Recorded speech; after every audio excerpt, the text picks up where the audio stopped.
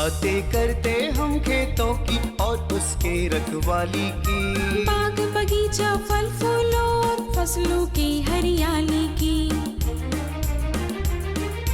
हम बीजों की बातें करते उत्तम जल संसाधन की, हम तकनीकी बातें करते फसलों के उत्पादन की। हर किसान का सपना सच हो जीवन सुखद बनाने को, गाँव-गाँव के हर आंगन का प्यारा सा ये दर्शन। कृषि दर्शन, कृषि दर्शन, कृषि दर्शन, कृषि दर्शन, कृषि दर्शन, कृषि दर्शन, कृषि दर्शन, कृषि दर्शन। दिन रात की कड़ी मेहनत कर उगाते हैं धान, ये है हमारे भारतीय किसान। नमस्कार, जोहार। कृषि दर्शन कार्यक्रम में आप सभी का बहुत बहुत स्वागत है। मैं हूं आपके साथ प्रीति। कृषि जगत से जुड़ी हुई नई नई जानकारियों का भरपूर लाभ लेंगे, लेकिन उससे पहले आइए देखते हैं कृषि समाचार। नमस्कार, कृषि समाचार में आपका स्वागत है। मैं हूं अंशु शिखा लकड़ा। आइए देखते हैं आज कृषि समाचार में क्या है खास। राज्य में उद्यानिकी खेती को बढ़ावा देने के लिए चलाई जा रही है उद्यानिकी विकास योजना। मछली पालक मछलियों के लिए ले अनुदान पर सकते हैं पौष्टिक चारा। स्वीट कॉर्न के बेहतर उत्पादन के लिए लगाएं उन्नत प्रभेद सुगर 75। अब समाचार विस्तार से। राज्य में उद्यानिकी खेती के चहुमुखी विकास के लिए उद्यानिकी विकास योजना चलाई जा रही है। इस योजना के तहत राज्य के किसान अनुदानित दर पर कुल 12 प्रकार के लाभ ले सकते हैं, जिसमें बागवान, उद्यान मित्र और सामान्य किसान के लिए 5 दिवसीय प्रशिक्षण, 90 दिवसीय माली प्रशिक्षण, खुले में और संरक्षित संरचना में फूलों की खेती, कीट रहित सब्जी उत्पादन, गुणवत्ता युक्त फल, फूल, सब्जी का बिचड़ा उत्पादन, गृह वाटिका की स्थापना, सब्जी की तकनीकी खेती का प्रत्याक्षण, मशरूम उत्पादन, पपीता एवं स्ट्रॉबेरी की खेती और पॉली हाउस की स्थापना शामिल है। राज्य के विभिन्न जिलों के मछली पालकों को फीड बेस्ड फिशरीज योजना के अंतर्गत अतिरिक्त मछली उत्पादन के लिए 50% अनुदान पर मछली चारा फ्लोटिंग फिश फीड उपलब्ध कराया जा रहा है। इस अनुदानित फ्लोटिंग फिश फीड की कीमत 16 रुपये प्रति किलोग्राम है। इस योजना से लाभ लेने के लिए जिला मत्स्य कार्यालय में आवेदन दे सकते हैं। मछली पालक भाइयों, ठंड के मौसम में मछलियों के बेहतर स्वास्थ्य के लिए विशेष देखभाल की ज़रूरत होती है।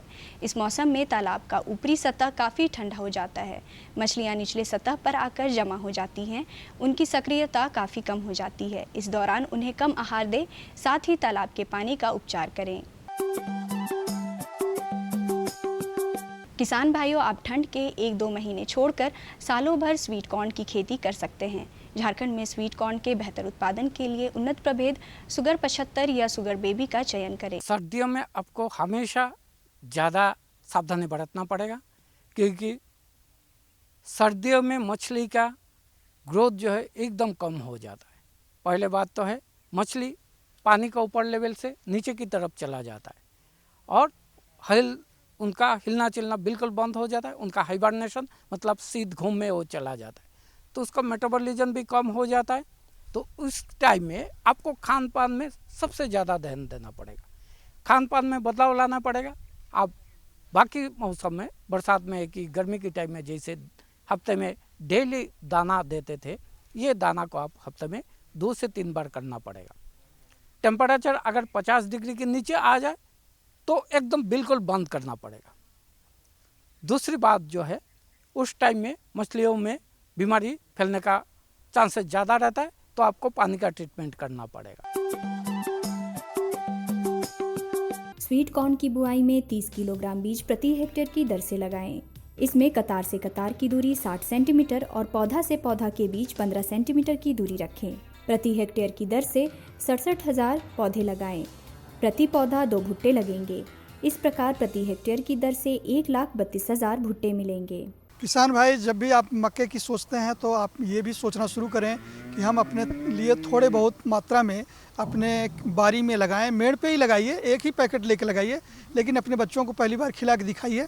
फिर उसके बाद आप दिमाग में रखिए कि जिस तारीख को लगाएंगे ठीक 80 से 82 दिन में काप तैयार हो जाएगा और बाज़ार में आप उसको ले जाएंगे और लोगों को बतलाएंगे कि ये स्वीट कॉर्न है, जिससे ये लोगों को जागरूक हो जाए कि जो सामान्य मक्का मिलता है 10 रुपये किलो, ये 35 से 40 रुपये की दर से बेचा जाता है। तो लोगों के अंदर जागरूकता भी हो। आज हम जानेंगे भिंडी फसल में रासायनिक दवा के बिना बंधक कीट और फल छेदक कीटों की रोकथाम कैसे करें। किसान भाइयों, खेत में भिंडी फसल लगाने से 1 से 1.5 महीना पहले खेत के चारों ओर घेराबंदी के तौर पर 2 कतार मक्का या ज्वार फसल लगा दे। इस घेरे के अंदर की भूमि पर भिंडी लगाएं। भिंडी में बंधक और फल छेदक कीटों का प्रकोप नहीं होगा।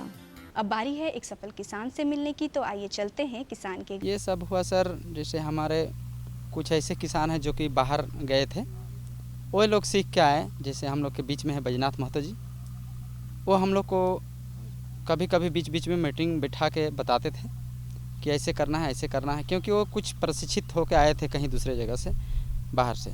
तो उसी के द्वारा जो है सो हम लोग इस जगह कुछ सीखे कि खेती किस तरह किया जाता है ड्रिप के साथ, या उससे हम लोग को क्या फ़ायदा है।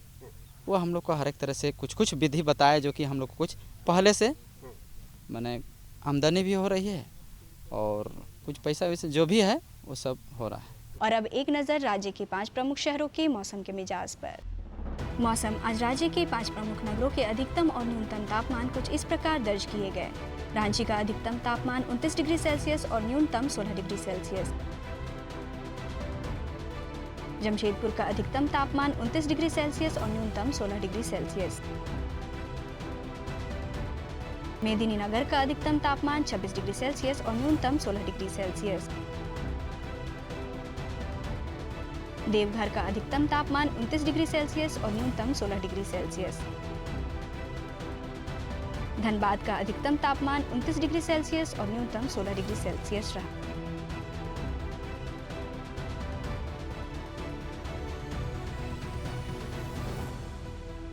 कृषि समाचार में आज इतना ही। अगले दिन अगले अंक में फिर मुलाकात होगी कुछ ताज़ा तरीन खबरों के साथ। तब तक के लिए दीजिए इजाज़त। नमस्कार, जोहार।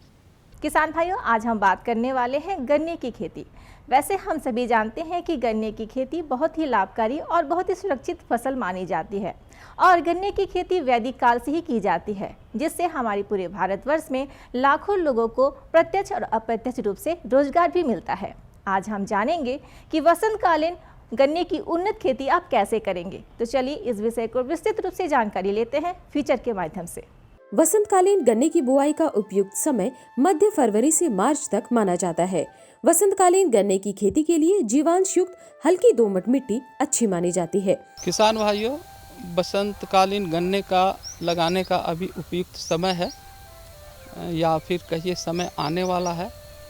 यहाँ झारखंड में जब टेम्परेचर 20 से लेकर 30 डिग्री तक हो जाता है, तब हम गन्ने की लगाई करते हैं और यह टेम्परेचर 15 फरवरी से लेके पूरे मार्च तक रहता है।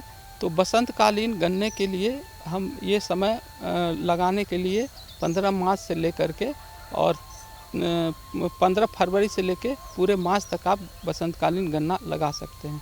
जहाँ तक प्रश्न है कि गन्ने के लिए कैसी ज़मीन चाहिए, तो हल्की दोमट मिट्टी गन्ने के लिए बहुत ही उपयुक्त भूमि है और इस तरह की भूमि में आप गन्ने की सफल खेती कर सकते हैं। वसंतकालीन गन्ने की खेती के लिए मिट्टी की अच्छी तरह से जुताई करें और पाटा चलाएं। जुताई के लिए मिट्टी पलट हल, हैरो और कल्टीवेटर बेहतर विकल्प है। गन्ने के खेती के लिए यह जरूरी है कि खेत काफ़ी भुरभुरी होनी चाहिए। तो इसके लिए पहले मिट्टी पलटने वाले हल से हम जिस खेत में गन्ना लगा रहे हैं उसकी जुताई कर दें। उसके बाद फिर हैरो चलावें और 2-3 कल्टीवेटर से उसकी जुताई कर दें। ध्यान रहे कि हर जुताई के बाद पाटा अवश्य दें। इससे क्या होता है कि मतलब खेत जो है ज़्यादा भुरभुरा जाता है, जो कि गन्ने के अंकुरन के लिए काफ़ी अच्छा रहता है। मैं आपको बता दूं कि भुरभुरा इसलिए ज़रूरी है कि गन्ने में जो अंकुरन प्रतिशत है वो अन्य फसलों की मतलब कि के मुकाबले बहुत कम है। 30 से 35% तक इसका अंकुरन रहता है। इसीलिए भुरभुरी अच्छी और भुरभुरी मिट्टी इसके लिए बहुत ही ज़रूरी है। गन्ने की कई प्रजातियां हैं जो देर से पकने वाली, जल भराव से प्लावित क्षेत्र के लिए अथवा तराई क्षेत्रों के लिए होती है। कृषि वैज्ञानिक CO 118, CO 124, CO 237, CO 89003 जैसे वसंतकालीन गन्नों की खेती के लिए अनुशंसा करते हैं। जहाँ तक बसंतकालीन प्रभेद का सवाल है, तो कई सारी प्रभेदें हैं, जैसे CO 118, CO 124, CO 237 और CO 89003। ये जो प्रभेदें हैं ये बसंतकालीन गन्ने के लिए काफ़ी अच्छी प्रभेद है। जो यह प्रभेद जो है मतलब कि वो 1 साल और 10 से 12 महीने में पक के तैयार हो जाती है जी। सो इन्हीं सब मतलब कि प्रभेदों का किसान भाई चयन कर सकते हैं जी। गन्ना लगाने की 2 विधियां हैं। किसान समतल विधि अथवा फेरो या नली विधि से वसंतकालीन गन्ना की खेती कर सकते हैं। बीजों के बीच की दूरी और लगाने के लिए गहराई वैज्ञानिक सलाह के अनुरूप तैयार करें। 1/3 भाग या अधिक से अधिक 2/3 भाग या कह सकते 1 से 2/3 भाग ऊपर से ही गन्ने के बुआई के लिए उपयुक्त है। और मतलब कि हम गन्ने को काट लेते हैं और इस तरीके से बीज की कटाई करते हैं कि एक मतलब कि वो बीज के डंठल में बीज जो है उसमें 3 आँख होना चाहिए। एक कटाई में एक स्टिक में वो 3 आँख होना चाहिए। और ये कोशिश करें कि हमारा स्टिक की लंबाई इतनी होनी चाहिए कि 1 मीटर में 4 से 5 मतलब कि स्टिक आ जाए। तो हम इस तरह के पहले बीज करते हैं। और गन्ने में खासकर बीज लगाने पर उसे कीड़े मकोड़े का खासकर दीमक और चींटी का बहुत ज़्यादा प्रकोप होता है। तो इसको ध्यान में रखते हुए हम पहले जो है गन्ने की कटाई कर लेते हैं, बीज की कटाई कर लेते हैं। उसको 8 से 10 घंटे तक पानी में भिगो के रखते हैं। उसके बाद उसको निकाल लेते हैं और निकाल के बाद 2 ग्राम बेबिस्टीन या कहिए कि 200 ग्राम बेबिस्टीन 100 लीटर पानी में मिला करके उसको डुबा के 15 से 20 मिनट लगते हैं। लगाने से पहले 150 किलोग्राम नाइट्रोजन, 60 किलोग्राम फास्फोरस और 60 किलोग्राम पोटाश खेत में डालें। नाइट्रोजन को कई हिस्सों में बांटकर डालें। ऐसा है कि गन्ने में उर्वरक की खपत थोड़ा ज़्यादा होती है, तो 150 किलो नाइट्रोजन और 60 किलो फास्फोरस और 60 किलो पोटाश उसकी आवश्यकता होती है। नाइट्रोजन की 1/4 मात्रा, 1/4 मात्रा, फास्फोरस पोटाश की पूरी मात्रा बुआई के समय डालें। और जो शेष जो मात्रा है वो 2 बराबर भाग में 45 दिन के इंटरवल पर वो परिवेशन करें। ऊपर ये साइड में जिसको हम बैंड प्लेसमेंट करते हैं उसमें गन्ने में डालें। तो ये तो हो गई उर्वरक की बात। और जहाँ तक सिंचाई का प्रश्न है तो बसंतकालीन गन्ने में कम से कम 6-7 सिंचाई लगती है। गन्ने में सिंचाई ज़्यादा लगती है तो 4 से 5 सिंचाई आप गर्मी के मौसम में करें और 2 सिंचाई बरसात के मौसम में करें। तो सिंचाई का यही प्रारूप है जिससे आप सफल गन्ने का उत्पादन कर सकें। अच्छी फसल के लिए मानवीय विधि अथवा रासायनिक विधि से खरपतवारों को नियंत्रित करें। खरपतवारों के नियंत्रण के लिए एट्राजीन अथवा पेंडिमेथिलीन जैसी दवाइयों के इस्तेमाल की कृषि वैज्ञानिक सलाह देते हैं। देखिए, खरपतवार के लिए हम एट्राजीन 2.5 लीटर प्रति हेक्टेयर या पेंडिमेथिलीन 3.3 लीटर प्रति हेक्टेयर 700 से 800 लीटर पानी में मिला करके बुआई के दूसरे या तीसरे दिन खेत में छिड़कते हैं। तो इससे हमारा खरपतवार नियंत्रित होता है। जहाँ तक उपज का सवाल है तो पहले तो आप बीज दर हमने नहीं बताया है, तो बीज दर 60 से 70 क्विंटल प्रति हेक्टेयर बीज दर लगता है। और इस हिसाब से जो आपको उपज मिलती है वो लगभग 800 से 1000 क्विंटल प्रति हेक्टेयर गन्ने का उत्पादन होता है यदि वैज्ञानिक विधि से। हालांकि उपज गन्ने की प्रजाति, सिंचाई, खरपतवार नियंत्रण और कीट रोग प्रबंधन पर निर्भर करता है, लेकिन औसतन 800 से 1000 क्विंटल की दर से प्रति हेक्टेयर उपज प्राप्त की जा सकती है। कंपोस्ट खाद। किसान भाई, आप सभी जानते हैं कि पौधों को पोषक तत्व भरपूर मात्रा में मिलती है कंपोस्ट से, लेकिन जानकारी के अभाव में आप सही तरीके से कंपोस्ट नहीं बना पाते। तो फिर देर न करते हुए आइए हम जानते हैं कि कंपोस्ट बनाने की क्या है विधि और क्या क्या सावधानी बरतनी पड़ती है। देखते हैं फीचर के माध्यम से। भारत की पारंपरिक खेती में कंपोस्ट का काफी महत्व रहा है। गोबर, जानवरों का मलमूत्र और वनस्पति जन्य कचरे को एकत्रित एवं सड़ाकर बनाया जाने वाला खाद कंपोस्ट खाद है। कंपोस्ट खाद गड्ढा विधि या ढेर अथवा सतह विधि से तैयार किया जा सकता है। कंपोस्ट बनाने की सबसे पहले ये विधि है कि उसमें जितने भी पतवार होते हैं उसे हम इकट्ठा करते हैं। गाय के जो मल मूत्र गोबर वगैरह जो होते हैं उसको इकट्ठा करते हैं और एक जगह इकट्ठा करके हम उसे गड्ढे विधि पे चाहे सतह पर गड्ढा खोद करके चाहे सतह पर हम बनाते हैं। कंपोस्ट खाद बनाने के लिए स्थान का चयन सुविधानुसार करें, जहां आसानी से गोबर, वनस्पतिक अवशिष्ट अथवा अन्य पदार्थों को आसानी से पहुंचाया जा सके। 1.5 मीटर चौड़ा और 1.5 फीट ऊंचाई एक हम गड्ढा का आकार खान लेते हैं। अगर गड्ढे से हम बनाते हैं, गड्ढे विधि से बनाते हैं तब, और कंपोस्ट गड्ढे विधि से ही बनाते हैं। वर्मी कंपोस्ट की जहाँ की बात है कि केचुआ के द्वारा अगर खाद बनाते हैं तो उसको हम दोनों विधि से, या तो गड्ढे विधि से भी बना सकते हैं और सतह पर भी बना सकते हैं, लेकिन कंपोस्ट जो बनाते हैं वो गड्ढे विधि से ही बनाने में लाभदायक होता है। इसमें जितने भी प्रकार के खरपतवार होते हैं, खेत में जितने भी पुआल डंठल जो अवशेष होते हैं, फसल के अवशेष होते हैं, डेयरी में जितने भी गोबर मल मूत्र और जो भी ये होते हैं जलकुंभी होते हैं, ये सब को हम एक जगह एकत्रित करते हैं। और जहाँ तक कि गड्ढे की बात हमने बताया कि 3 मीटर लंबा, 1.5 मीटर चौड़ा और 1.5 फीट ऊंचाई, ये एक हम लोगों ने मिनिमम नाप करके रखा। अगर जगह हमारे पास है तो गड्ढे की आकार को हम बढ़ा भी सकते हैं, डबल कर सकते हैं, ट्रिपल कर सकते हैं, लेकिन जितना छोटा गड्ढा रहेगा कंपोस्ट उतना बढ़िया तैयार होगा। तो इसमें गड्ढे को हम 3 भाग में बांटते हैं। 3 भाग में बांटने का मतलब कि गड्ढा जब 1.5 फीट जब ऊंचाई हमारा हो गया सतह से नीचे से, तो उसी में 3 लेयर में हम उसको बांटते हैं। गड्ढा विधि से कंपोस्ट खाद बनाने के लिए गड्ढा को विभिन्न स्तरों में विभक्त कर दें। पहले स्तर पर पहले गोबर, मलमूत्र एवं वानस्पतिक अपशिष्टों को डालें। उसको सबसे पहले कि जितने भी फसल के अवशेष होते हैं, गाय के मल मूत्र होते हैं, गोबर होते हैं, उसको 15 सेंटीमीटर तक उसको हमने भरते हैं।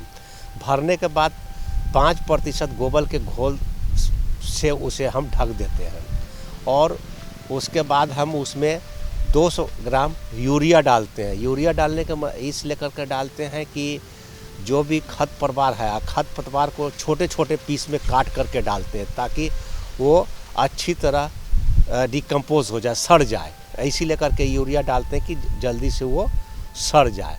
कंपोस्ट खाद बनाने के समय ध्यान रखें कि ऐसी जगह का चुनाव करें जो छायादार हो, आसपास पानी का जमाव ना हो और उसमें लगातार नमी बनी रहे।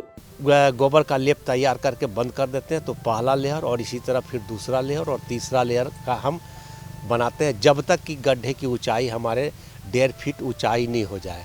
और ऊपरी सतह को फिर हमने मट्टी के लेप से 5% मट्टी के लेप से उसे हम बंद कर देते हैं। बंद करने के बाद गोबर से लेप करके पूरी तरह बंद कर देते हैं। इस प्रकार हम देखते हैं कि 5 से 6 महीने में यह खाद हमारा तैयार हो जाता है। कंपोस्ट खाद में मिट्टी के प्राकृतिक उपजाऊ शक्ति का विकास होता है, मिट्टी में जल धारण क्षमता बढ़ती है।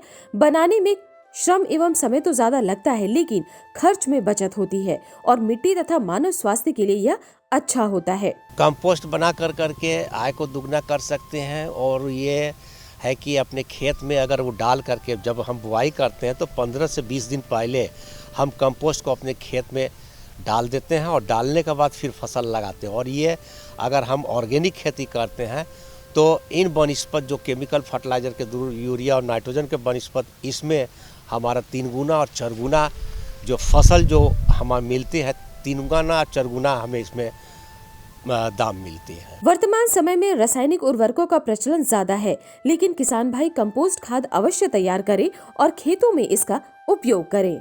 कृषि जगत से जुड़ी हुई कोई भी सवाल हो या फिर कोई सुझाव हो तो आप हमें लिख सकते हैं खत, और खत लिखने के लिए आपको चाहिए हमारा पता। तो नोट कर लीजिए हमारा पता कार्यक्रम कृषि दर्शन, कृषि प्रकोष्ठ, द्वारा केंद्र निदेशक, दूरदर्शन केंद्र, रातू रोड, रांची, पिन संख्या 834001। तो आज के अंक के लिए बस इतना ही। अगले अंक में बहुत जल्द मिलेंगे नई जानकारी के साथ, नए विषय के साथ। तब तक के लिए मुझे और हमारी पूरी टीम को दीजिए इजाज़त। नमस्कार, जोहार।